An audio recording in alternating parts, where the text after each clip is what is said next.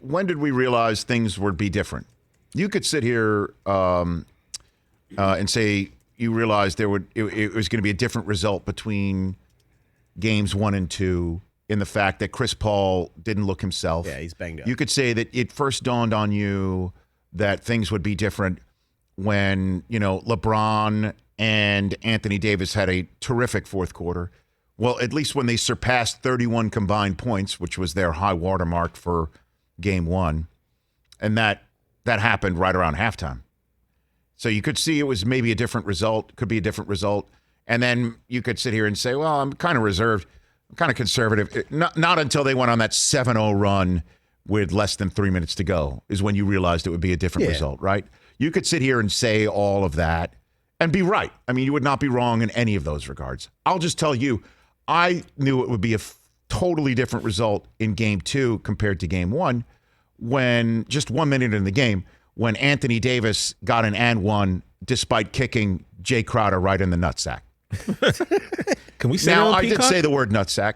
I did say that. It kicked him in the Crowders. But kicked him in the Crowders. Or my favorite word for this in terms of sports came from the brilliant, hilarious Nick Bakay, who had an incredible amount of run on SportsCenter back in my day. And when he was on SportsCenter back in my day, if you remember, Andrew Galata yes. once kept hitting Riddick below the belt to the point where a brawl broke out in Madison Square Garden. Yeah. Linda Cohn and I were called to the SportsCenter set before, an hour and a half before we went on the air.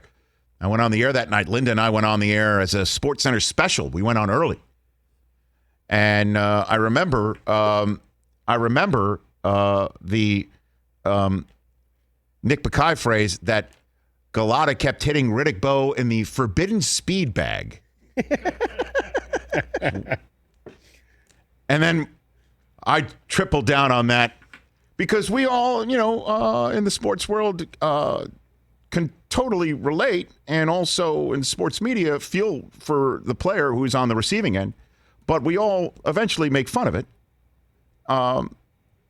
That about a week or two later, Andrew Galata's team held a press conference to essentially say that Bo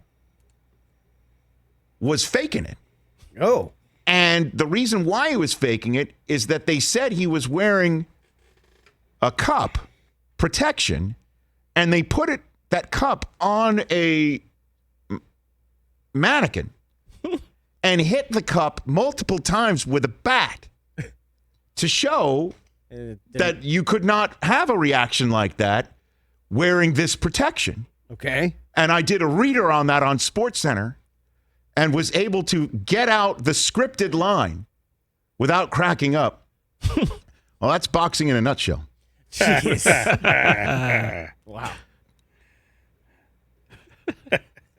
Is that your line or was that Gus's? It was my line. Nice. That was boxing in a nutshell. Unless Gus is sitting right now on the Dan Patrick School of Broadcasting saying, no, wait a minute, that was my line. I'm.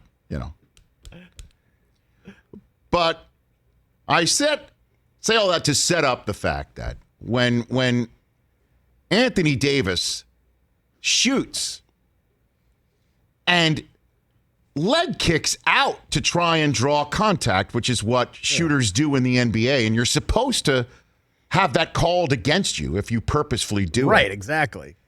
And for him to kick out and connect with the Crowder family jewels and then have Crowder get called for the foul. I said the Lakers are winning this game. Literally a minute in. That's what I thought. And I'm not a conspiracy theorist. I'm just thinking, well, I guess and here's the thing I don't understand about it. Hold on, I got to see who was officiating last Here's night. the thing I don't understand about it. Because they go under the hood. Yes, is one way to put it. That's the football way to put it. They go in a replay. How do they not see that? They go in a replay to determine if this is a flagrant foul on Davis. Mm-hmm.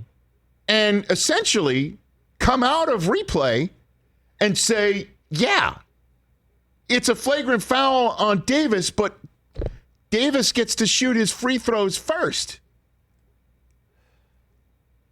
because the ball didn't go in. Well, the basketball. Something. He got 2 free throws. He missed one. He got the second. What are we doing?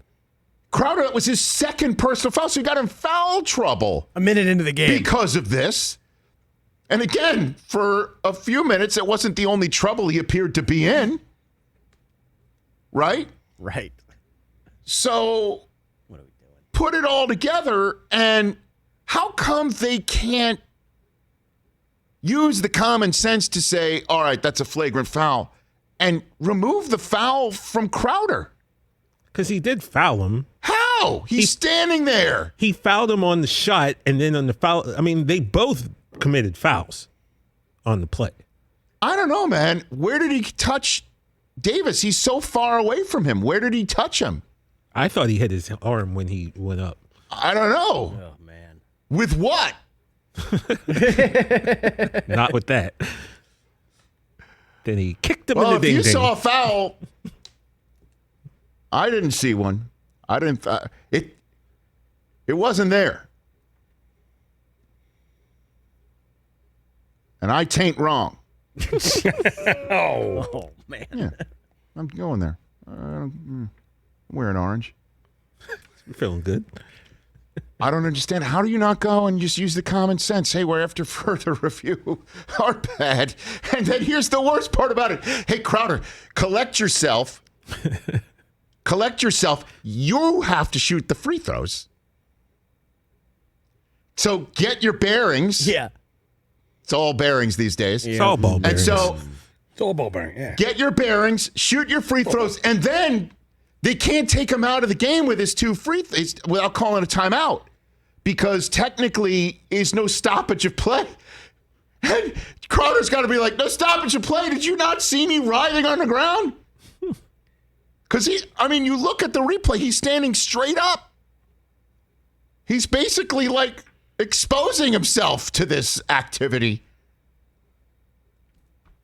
I wanted to do what Monty Williams couldn't, because it's just a minute in the game. You can't use a challenge a minute in the game, no matter how ridiculous it is. Even if it does maybe remove a foul from your guy in foul trouble, you can't just. You got to keep that in your pocket. Right. There has to be. I wanted to call in on behalf of all men and manhood.